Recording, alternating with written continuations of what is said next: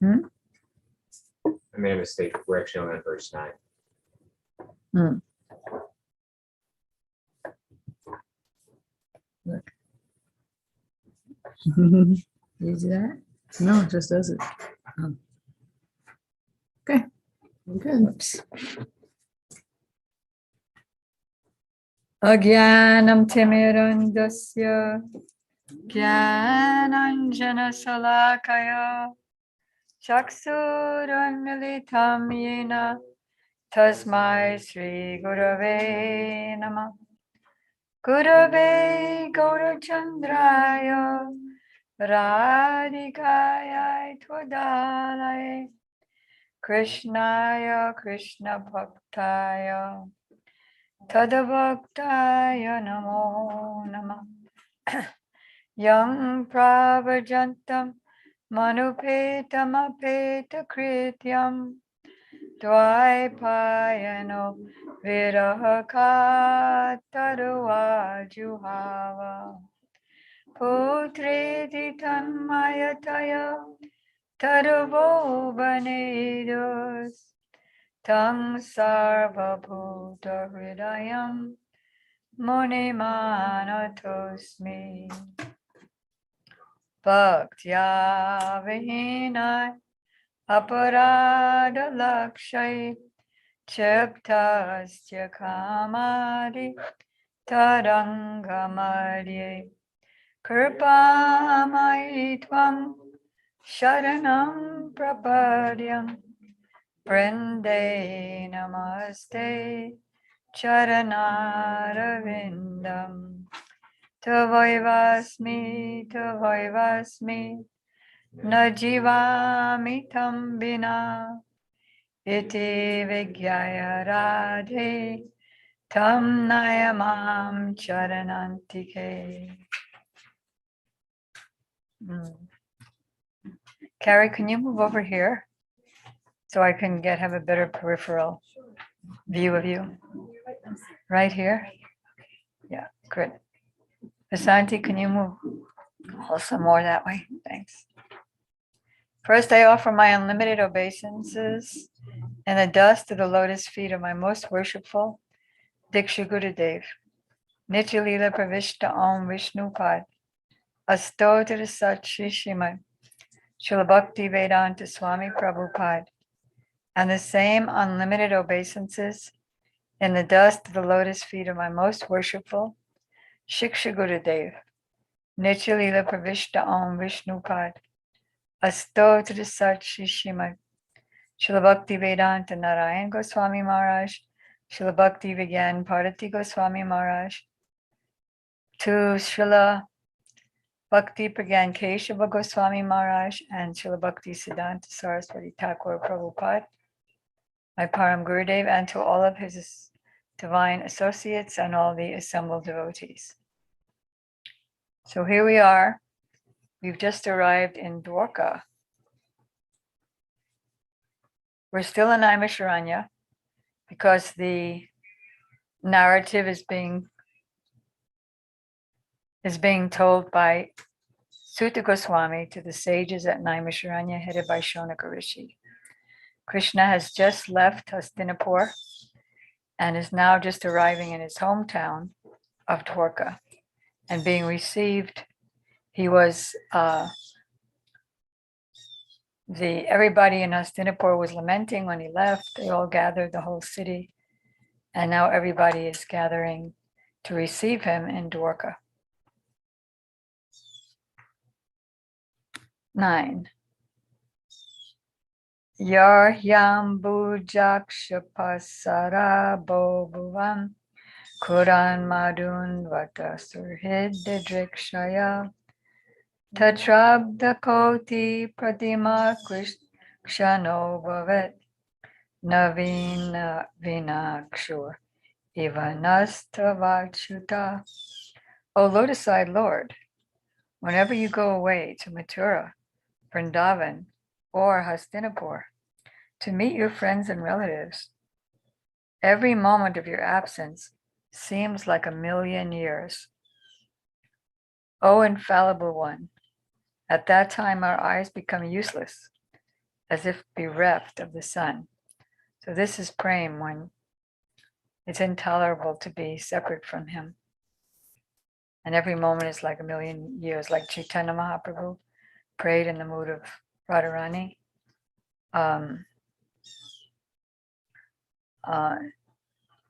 Jugaitam nimashena chaksusa parabhashaitam Jugaitam Jagat Sarvam Govinda Virahinami.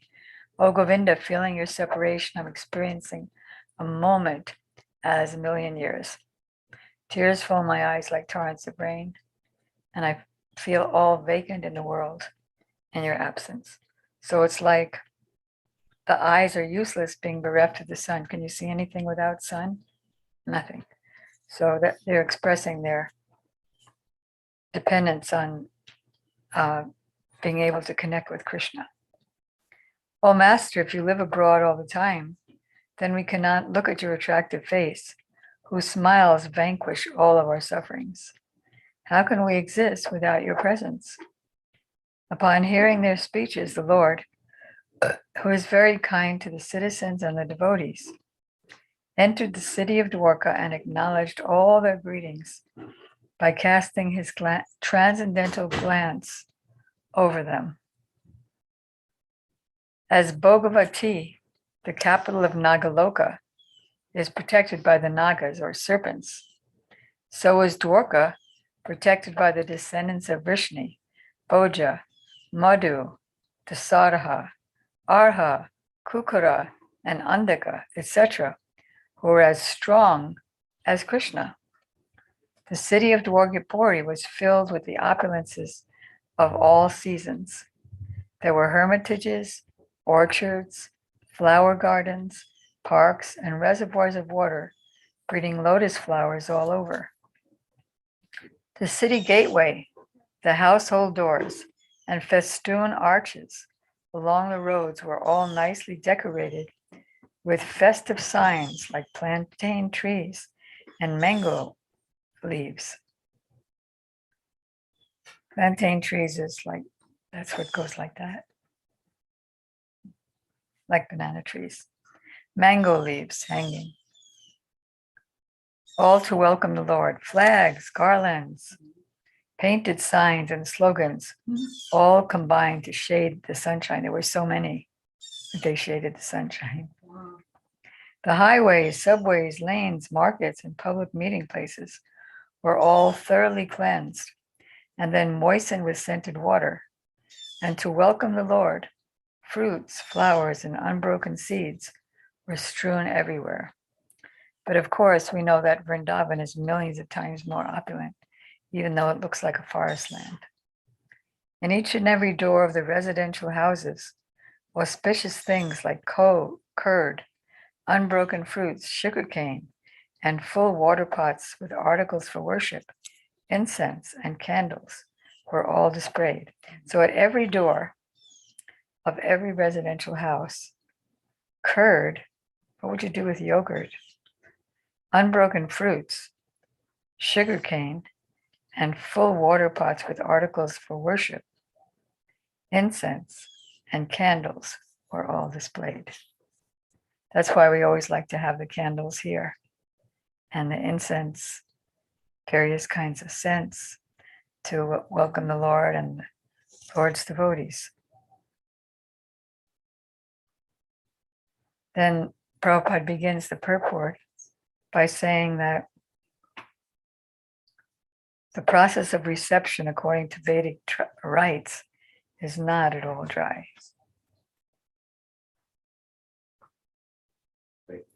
Incense, lamps, flowers, sweets, fruits, and other palatable eatables, according to one's capacity. Okay? Incense, lamps, sweets, fruits, flags, festoons, garlands. So that has come down all the way now to the Vedic culture that we're trying to follow here. On hearing that the most dear Krishna was approaching Dwarkadam, magnanimous Vasudev, Akrur, Ugrasen, Balaram is superhumanly powerful. Pradyumna, Charudeshna, and Samba. These are all Krishna's grandsons, relatives, grandfather, the son of Jambavati, Samba, all extremely happy, abandoned resting, sitting, and dining. And for all of their eagerness, which is unlimited, it's nowhere near to the eagerness of the gopis. But unless we hear about 6 and 7 and can appreciate it, then 10 doesn't mean so much. If we hear that there are a million times more than Dwarka, knowing how great the citizens of Dwarka are, then we can appreciate more. They hastened towards the Lord on chariots with brahmanas bearing flowers. Before them were elephants, emblems of good fortune, conch shells, bugles. The Vedic hymns were chanted. Thus they offered their respects, which were saturated with affection. At the same time, many hundreds of well-known prostitutes began to proceed on various vehicles. They were all very eager to meet the Lord, and their beautiful faces were decorated with dazzling earrings, which enhanced the beauty of their foreheads. So what's the big deal about prostitutes? So these prostitutes are devotees. And where in the purport? Yes, we're going to understand why it's important to have prostitutes in society, especially if they're devotees. Only if they're devotees. It appears that the prostitutes of Dwarka, who were so eager to meet the Lord, were all his unalloyed devotees, and thus they were all on the path of salvation, according to the above version of Bhagavad Gita. What version is that? Even the low-born chandalas, and those who are born of family of unbelievers, and even the prostitutes, shall attain perfection of life if they take shelter of unalloyed devotional service to me.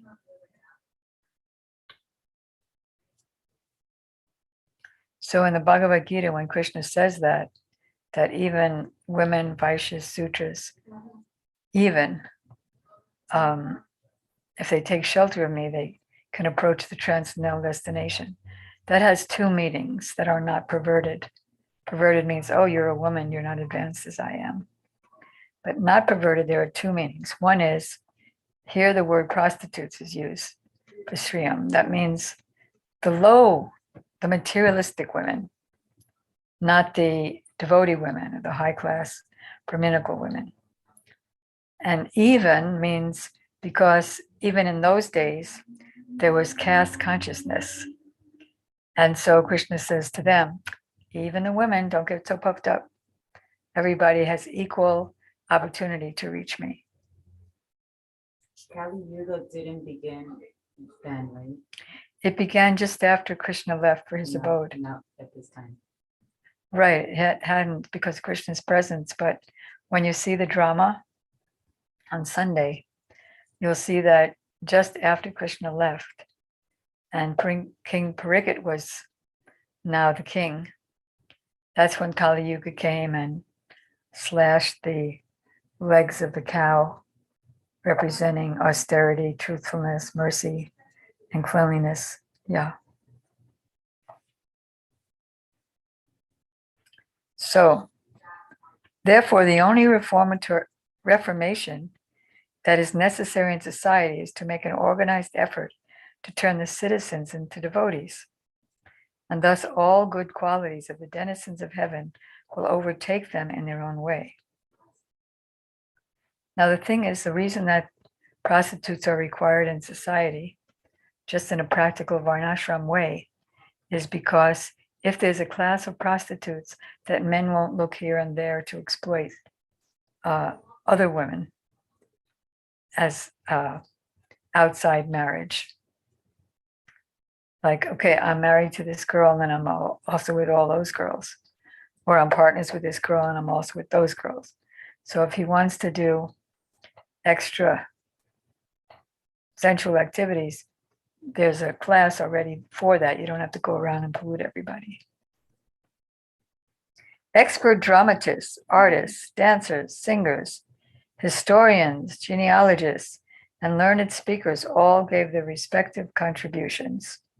Dancers danced, the singers sang, historians told the glories of Krishna's pastimes, the dramatists did a play about it, like that. The artist painted Krishna. Learned speakers spoke about his glories.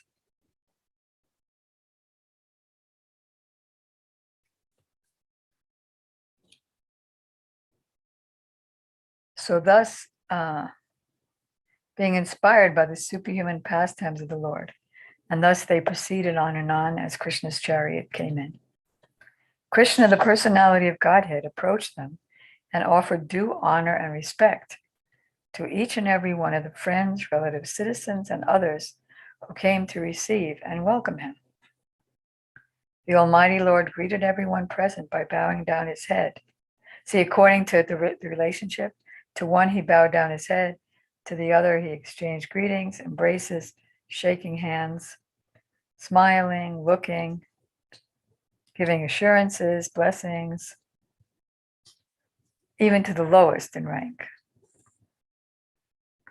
Then he personally entered the city, accompanied by elderly relatives and invalid brahmanas with their wives, all offering benedictions and singing the glories of the Lord.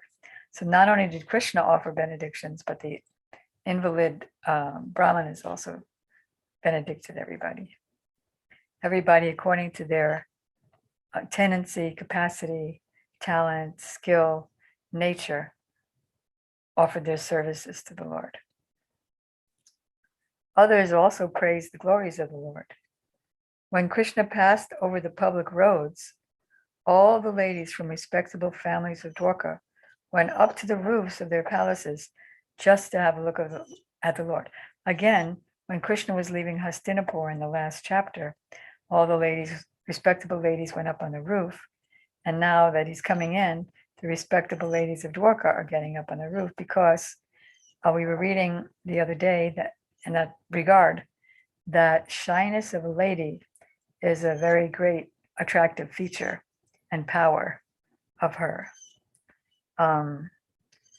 Even if she's not attractive, even if she's poor, ugly, still she's more attractive. Her shyness makes her more attractive than somebody who's externally attractive but is not shy. Then the purport, especially during Julan and Janmashtami ceremonies, the ladies of India still throng in greatest number at the temple where his transcendental eternal form is worshipped. The transcendental form of the Lord is installed in a temple, is not different from him personally. This is Archa Vigraha. I'm just trying to look and see if there's anything about the ladies. Ladies being on the roof. No, I think that was discussed already significantly in when the ladies were on the roof in Hastinapur about the glory of shyness. Well, here's something. So it appears from this verse that the inhabitants of Dwarka were all owners of big palaces. This indicates the prosperity of the city. The ladies got up on their own roofs just to have a look at the procession. They did not mix with the crowd on the street. And thus, their respectability was perfectly observed. The other day I told about Prabhupada's mother. She was just going to see a neighbor, and they had 4 palanquin carriers carrying her in a palanquin with curtains so that lustful men couldn't look in. And that was 50 years ago, Prabhupada said, and that he wrote that about 50 years ago, or 60 years ago.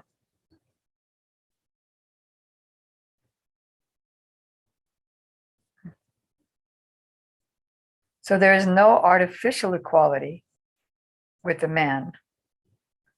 Female respectability is preserved more elegantly by keeping the woman separate. Means no artificial equality means, okay, everyone's equal, so everyone can mix freely. Then there's unwanted population, and there's pregnant women who have to go cry to the government to be supported, and cheating and so many things. Lust, anger, greed, all these things come a lot by unrestricted mixing. That's what it means that artificial equality. It doesn't mean a woman is less. It means don't use, okay, everyone's equal, to mix freely. Female respectability is preserved more elegantly by keeping the women separate from the man. The sexes should not mix unrestrictedly. The inhabitants, next verse, 25. The inhabitants of Dwarka were regularly accustomed to look upon the reservoir of all beauty, the infallible Lord. Yet they were never satisfied. Okay, I've looked at him. The Lord's chest is the abode of the goddess of fortune. His moon-like face is the drinking vessel for eyes, which hanker after all that is beautiful. Let's do that again. His moon-like face is the drinking vessel. Their eyes are the vessel that you drink from, which hanker after all that is beautiful. His arms are the resting place for the administrative demigods, like the god of the rain, the god of the sun. All the demigods are his arms.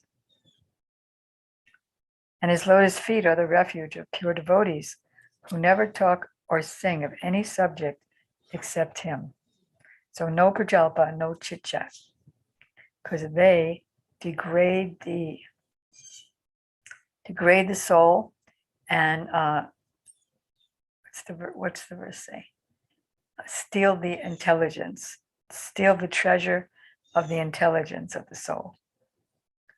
As he passed through the public road of Dwarka, his head was protected from the sunshine by a white umbrella. White feathered fans moved in semicircles, like that, and showers of flowers fell upon the road.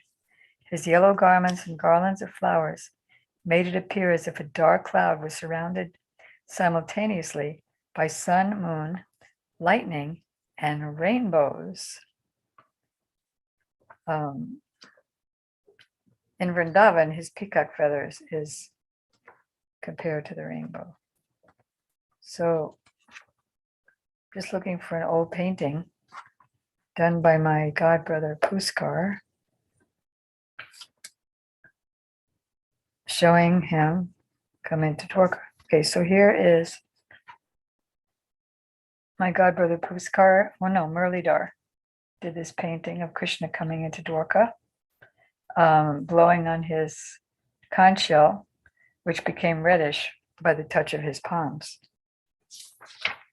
And here you see what's being described now, done by Pushkar, that Krishna is shaded from the sun by the white umbrella and fanned by the chamara in semicircles, like that. Uh-oh, I lost my page.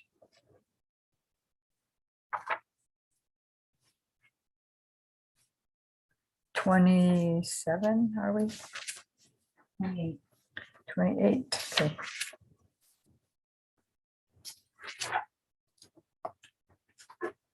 Did we finish that?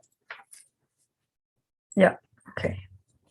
So he looked like a dark cloud surrounded simultaneously by the sun, the moon, lightning, and rainbows. How is that? Let's find out. The sun, moon, rainbow, and lightning do not appear in the sky simultaneously, right? When there's sun, the moonlight becomes insignificant.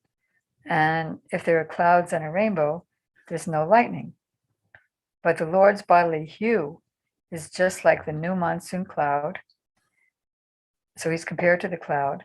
The white umbrella is compared to the sun. The chamaras is compared to the moon, and the showers of flowers are compared to the stars. His yellow garments are compared to a rainbow. I don't know why. It must be like iridescent yellow or something. So all these activities of the firmament, being impossible simultaneously factors, cannot be adjusted by comparison. The adjustment is possible only when we think of the inconceivable potency of the Lord, because everything else is just a perverted reflection, isn't it? With buts. It's a nice day, but it will end. It's a nice day, but it will rain. It's a nice day, but I will die. So if this happens, the sun happens, and the moon can't happen. If the clouds and rainbows happen, then the lightning can't happen. After entering the house of his father, he was embraced by the mothers present, and the Lord offered his obeisances unto them by placing his head at their feet. The mothers were headed by Devaki. It says his real mother, but she's not his real mother. And Prabhupada just meant that she's his direct mother, and the other mothers were like aunts and things like that. The mothers, after embracing their son, sat him on their laps. Due to pure affection, milk sprang from their breasts. They were overwhelmed with delight, and the tears from their eyes wetted the Lord. Just a little note about Vrindavan. Oh, good, because it tells of the 7 mothers. According to scriptures, there are 7 mothers. The real mother, the wife of the spiritual master, the wife of a Brahmana. So Krishna had a lot of mothers. The wife of the king, the cow, the nurse, and the earth. All of them are mothers, 7 mothers.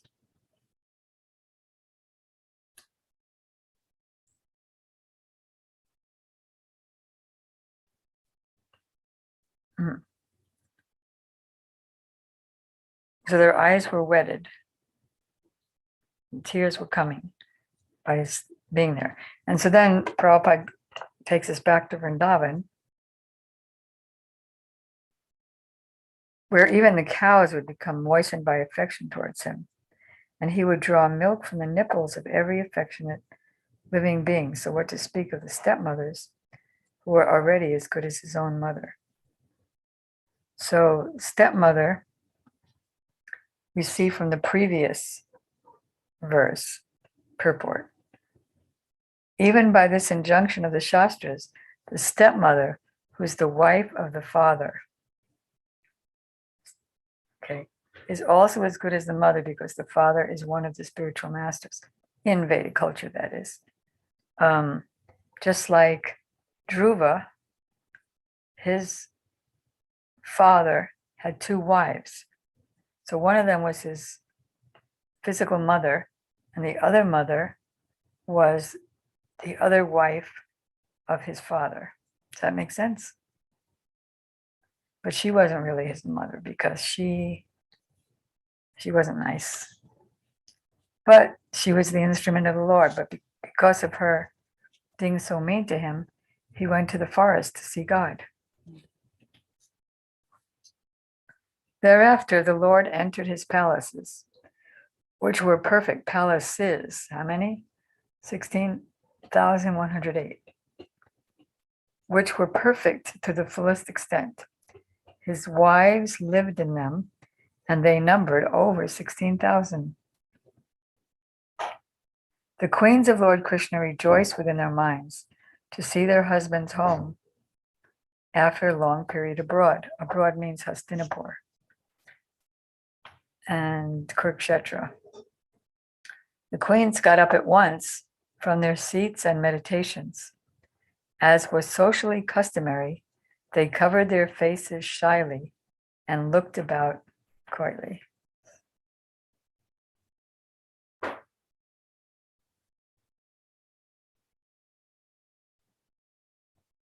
And they're all manifestations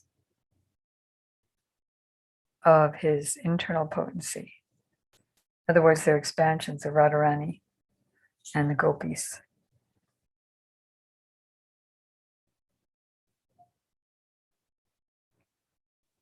So he manifested himself in 16,108 expansions of Krishna, who will simultaneously in each and every one of the palaces, so that, as Prabhupada said, every queen thought that Krishna was henpecked. The insuperable ecstasy was so strong that the queens who were shy first embraced the Lord in the innermost recesses of their hearts. Then they embraced him visually, lots of love in their eyes.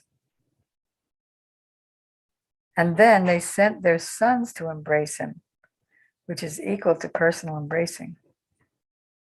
But, O chief amongst the Brigus, though they tried to restrain their feelings, they inadvertently shed tears.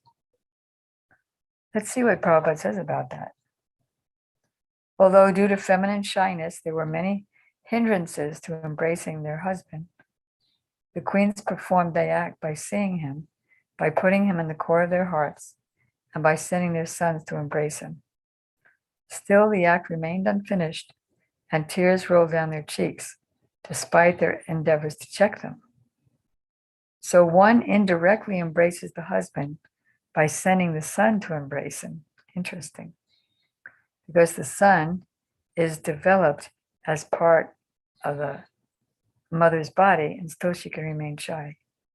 The embrace of the son is not exactly the embrace of husband and wife from the sexual point of view, but it is satisfaction from the affectionate point of view. Sex is not affectionate. It's just gross animal. The embrace of the eyes is more effective than the conjugal relation. And thus, according to Jiva Goswami, there's nothing wrong with such an exchange of feeling between husband and wife. Although Krishna was constantly by their sides, as well as exclusively alone, his feet appeared to them to be newer and newer. It's just like in Vrindavan, but not as much. Even though Radharani and the gopis saw Krishna all the time, they had a sense that they were meeting him for the first time every time they met him. Who is that? Is that a sapphire mountain? Is that a cloud? The goddess of fortune, although by nature always restless and moving, could not quit the Lord's feet. So what woman can be detached from those feet, having once taken shelter of them? So all we have to do is take shelter once, and then no more problems after that. The Lord was pacified after killing those kings who were burdensome to the earth.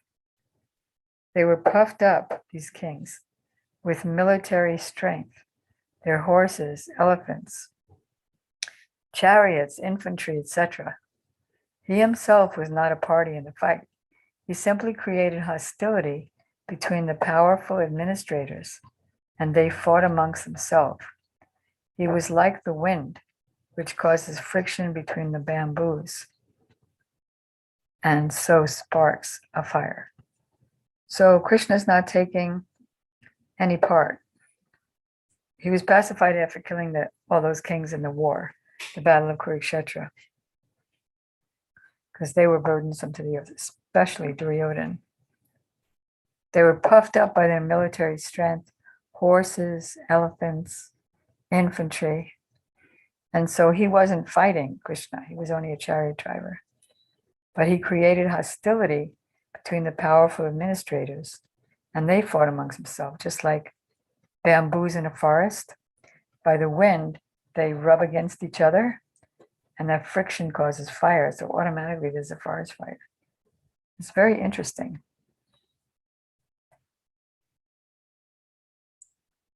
So the state of affairs is called dharmasya glani, or misuse of the energy of the human being.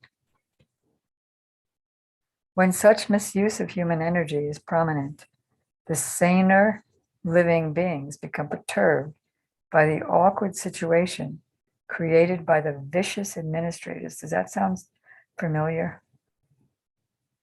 Who are simply burdens of the earth.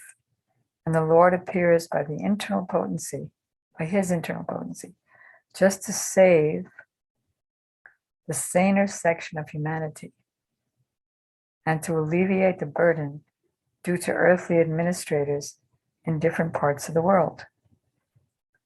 Like everything was terrible 5,000 years ago. So he came and he killed Kamsa and so many other demons, Jarasandha.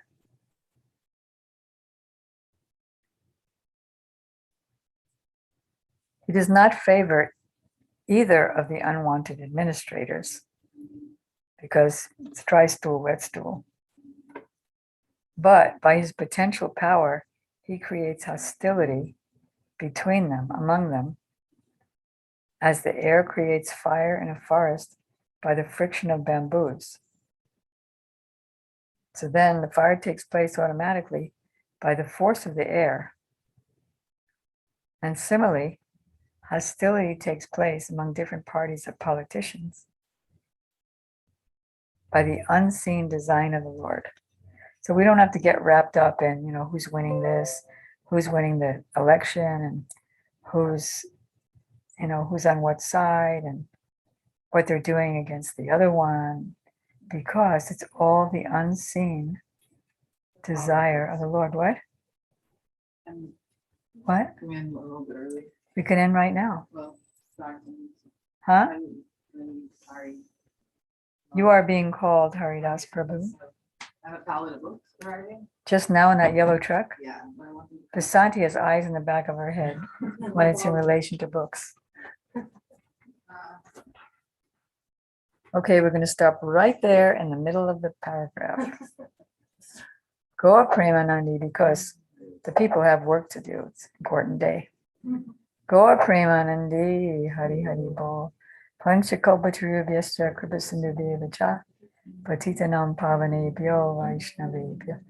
Namo Namaha. Such interesting things, verses and purports.